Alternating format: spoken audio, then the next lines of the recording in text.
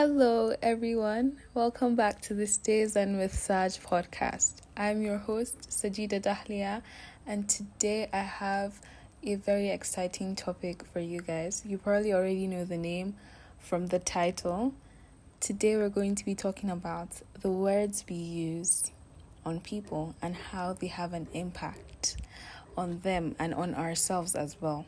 Before we begin with today's episode, we are going to go on with our routine, the usual, our gratitude. Today, I'm grateful for patience. You guys have no idea what happened to me last week. I lost the podcast completely. That is why I'm re-uploading from a new channel. I lost the podcast because it's honestly a long story. I can't even, if I sit down and start explaining how I lost it, we're going to take so much time. I lost it. I was so sad, and I at some point I was contemplating, I'm just going to leave this thing if I can't really stress it. But then I was like, okay, I'm just going to be patient. I'm going to pray on it. Then I came back. Then I was like, the only thing I can do, honestly, is just to restart the podcast. I already have the episodes on my laptop, so restarting it wasn't really going to be a big deal. But then what was really bothering me was the fact that all the reviews, I was going to lose them, and it took me 2 weeks to build, the followers and everything. I got a lot of views. So I was really sad about that. But then, alhamdulillah, I'm getting everything back gradually. And you guys, I did not tell you, I was on the charts. I was number 10 in Nigeria. My podcast was number 10 in Nigeria. Give me a round of applause. Alhamdulillah, that was it. And I was so sad because I would have to restart again and try to strive to be on the charts again. But then, alhamdulillah, we're getting there again. We're getting there. As I said, I am grateful for patience. I'm grateful for life as well. I woke up today and I'm grateful for so many things. Alhamdulillah. You guys should also take this time to look around you and think about what it is you're grateful for. It doesn't have to be now. It can be later before you go to bed. Try and sit down and rethink everything you did today and the things you're grateful for. And when you wake up as well, thank God for allowing you to wake up, because the day wasn't promised. Even now, this moment is not promised, but we were given it. So let's make the best use of it and be grateful for it as well. Now, let us begin today's episode. How many of you have ever been told that you are not good enough? That you're not smart enough, that you're not pretty enough, or you're not thin enough, or you're not rich enough? You're just not there yet. How many people have told you, tried to humble you in so many instances? God created everyone individually. Everyone is different. Our brains are different. The way we perceive situations are different. The way we consume information, completely different. The people who keep telling us that we are not enough tend to always forget that everyone is different. Everyone's habits are different. I know for a fact I've been told that I am not smart enough. And then I have never been bottom 10 in my class. I've never even been bottom 20. I'm someone that is very good in math. I'm not a C student. I'm a B student. But then I've been told that I'm not smart enough countless times. Then the people who tell me this always say it from a place of comparison. Why do you always tend to compare two people together?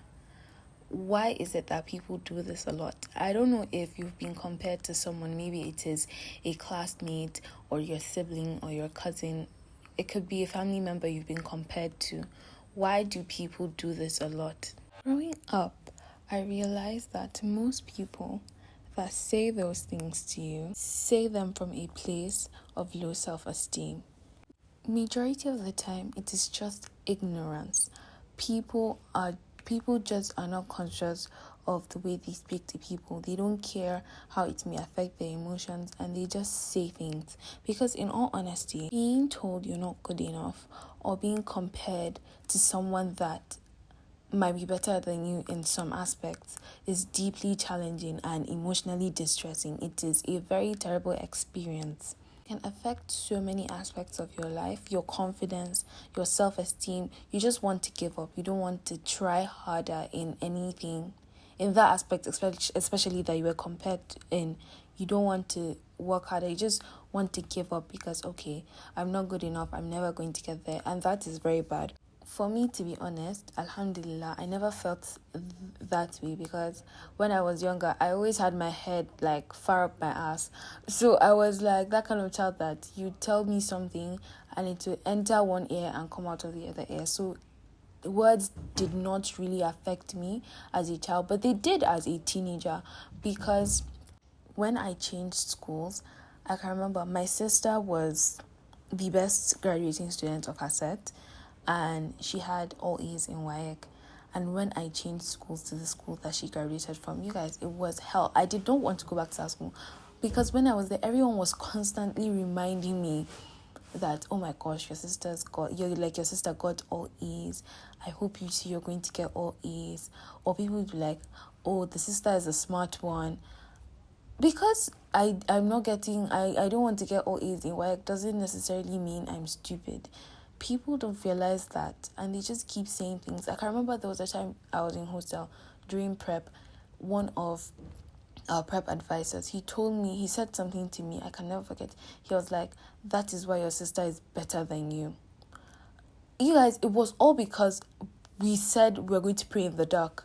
This guy came and he was being all dramatic, and mind you, he's not even a Muslim. So he was like that he has lived with Muslims, that he knows it's not good to pray in the dark. Mini. You guys, it was dark outside and we're praying outside, and he told us to go upstairs to the classroom to pray, and we said, what's the point of going upstairs when there's literally space to pray here? This guy, he literally said that to me, and I was like, okay, I'm not going to let it get to me. But then eventually did get to me, because I can very well remember the night before I wrote jam, that was one of the things that was ringing in my ear, and I started crying, guys. I started crying because I was like, what if I get a useless score in jam and I come back home and it's like the comparison that, oh my gosh, mini. It was so bad. But then I eventually got over it. I did some self-reflection and everything. And then this is what happens to a lot of people. People say this kind of things to them, and it follows them into their teenage years and their adult years, and it affects them negatively in many aspects of their life. That's why some people might look at affirmations as something that is very stupid and silly, but then affirmations work, and they're very, very important. You need to learn to affirm yourself even if no one is going to do it for you. You need to learn to affirm yourself. Tell yourself, I am smart, I am pretty, just like me, because there's no one that is exactly like you. You are yourself. The way you think is different from the way other people think. There might be some similarities, but trust me, you guys are completely different. You are pretty just like yourself. You are just you. So learn to affirm yourself. Tell yourself positive things, because to be honest, the things you feed yourself matter. If you feed yourself negative thoughts, negative words, constantly calling yourself ugly, your brain is going to start thinking you're ugly and going to believe it, and that is how you'll be living your life. Learn to affirm yourself with positive thoughts, positive words. It's very, very important. There's another very common one, body shaming. Oh my gosh, this is so rampant, and majority of the time it is guys that do this. Guys are I'm not trying to put the blame on anyone. I'm just saying majority of the time I have seen someone be body shamed, it's mostly by guys. It's always usually towards girls. Last week, I can't remember, was it last week or 3 weeks ago, I saw a comment on TikTok. So there's this thing, I don't know if you guys know Georgia Smith. You guys probably know her, and you know that looks wise, she's looking different now. Someone commented, Georgia has lost herself. And I was like, what? I literally commented on it. I was like, you should be embarrassed for that statement. It was so obvious that what he was trying to say was, because of her weight gain, she has lost herself. Air quotes. I'm literally doing the air quotes stuff. She has lost herself. What is that supposed to mean? She's still the same Georgia Smith. Like, people don't realize so many things, especially when it comes to weight gain. It can be from factors, especially for women, it can be due to PCOS. It can be from, I think there's something called thyroid or something that makes people gain weight non-stop, uncontrollable gain weight. Majority of it is due to health issues. It's not because you're always stuffing yourself down with food or you're lazy. Literally, you can be sitting down and not eating and you would be gaining weight. That is how a woman's body is. And it's usually because of health conditions that majority of women gain weight. And people don't realize that, and they're always quick to point out, oh my gosh, you've gained so much weight, or oh my gosh, look at your tummy, you have a pot belly. Why are you so rude? I don't blame some people because it's honestly from upbringing. When you've grown up around people always body shaming the people around you, to you it might seem like it's a normal thing, but it is not a normal thing. And it can affect people. Most people with eating disorders, it came from body shaming. People stop eating when you... Some people can literally stop eating when you body shame them. You can tell them, oh my gosh, you keep gaining weight. You've gotten so fat. The person can be like, oh my gosh, because society has associated being chubby or plumpy with as a bad word. Obviously, there are some people that, I don't know if you guys watch TLC, the whole 600-pound life. Those people are unhealthy. That is unhealthy. I can excuse, yes, calling this person out for being unhealthy. But then a normal person that is not even alarmingly big, you would just keep pointing out the changes, like, oh my gosh, you've gained weight, oh my gosh, look at your arm, it's so big, oh my gosh, look at your stomach. Like, bro, people can literally decide to start starving themselves because they want to be thinner and not be body shamed anymore. So please, you guys have to be very conscious with the things you say to people. If you have noticed someone is getting bigger, you don't have to point it out to the person. You think they don't know. They know it. Pointing it out makes it worse, to be honest. And I spoke about people always trying to humble you. This is very common now. Even your friends do it. Sometimes it can be as a joke, but sometimes sometimes jokes, there's always something. Sometimes it's always deeper than jokes, to be honest. Sometimes when people see they can't get to you, they would try to use a joke. They will try to use a joke so that you guys would laugh about it, but then you know deep down that wasn't a joke, and the person knows deep down that it wasn't a joke, but then they just try to smoothen the blow. Usually common when you have something that someone is like maybe jealous of, and then they like try to bring you down on it and make a joke about it, and then it bothers you. For example, when people over-exaggerate a situation that is not even meant to be over-exaggerated, just to make other people laugh and just to make you feel bad about it. Or when people give like backhanded compliments.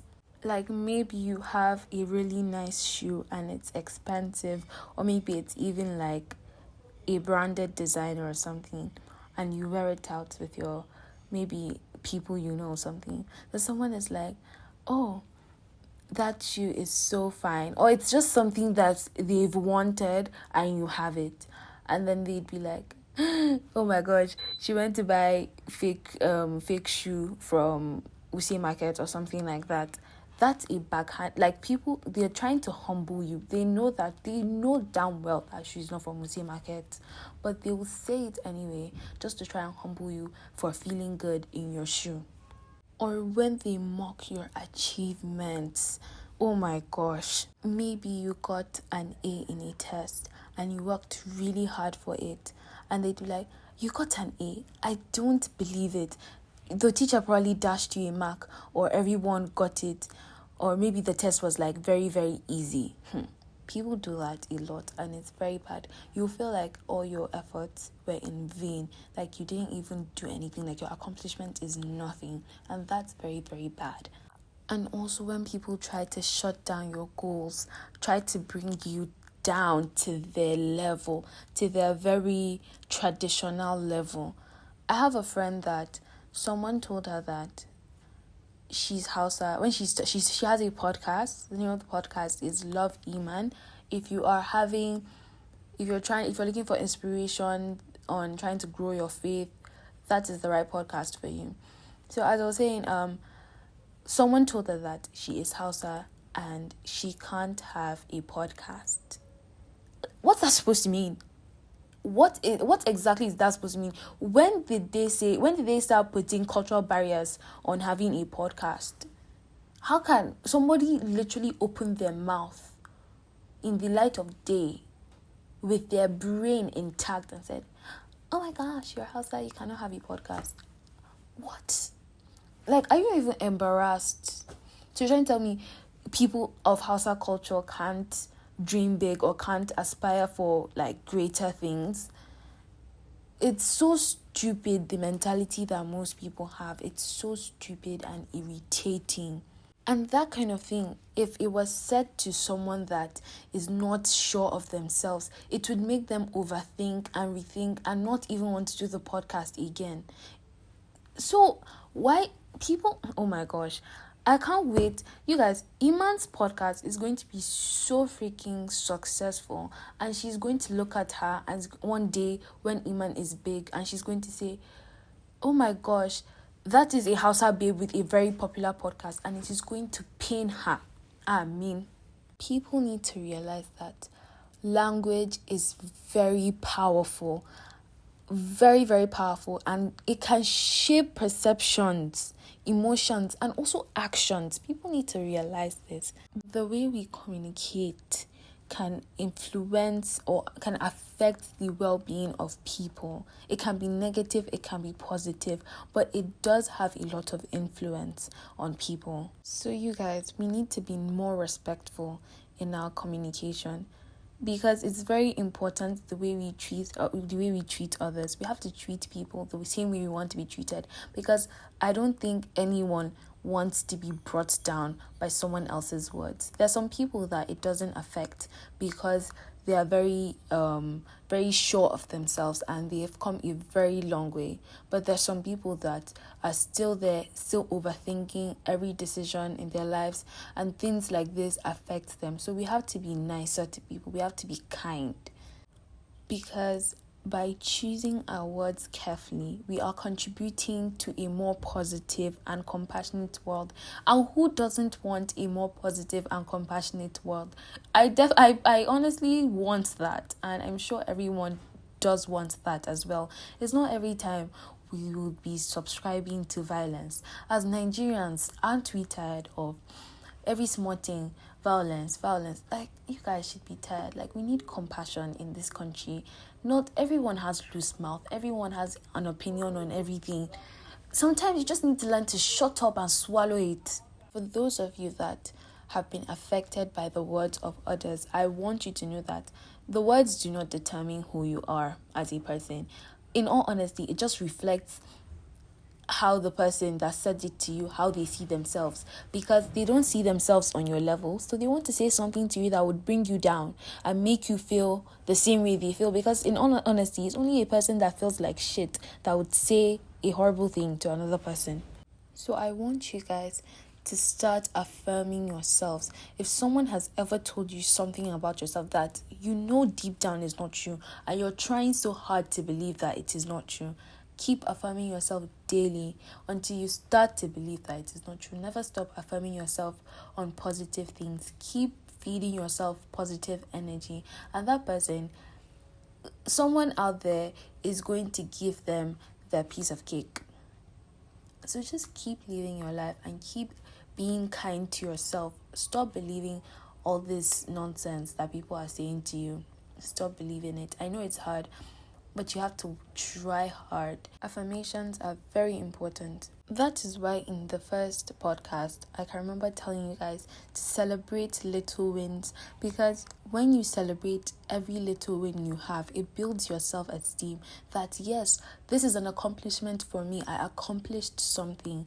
It builds your self-esteem, and it's very good for your mindset. It's very good. That is why at the end of every podcast, I try my best to emphasize on self-care, because when you take care of yourself, you're showing yourself so much love.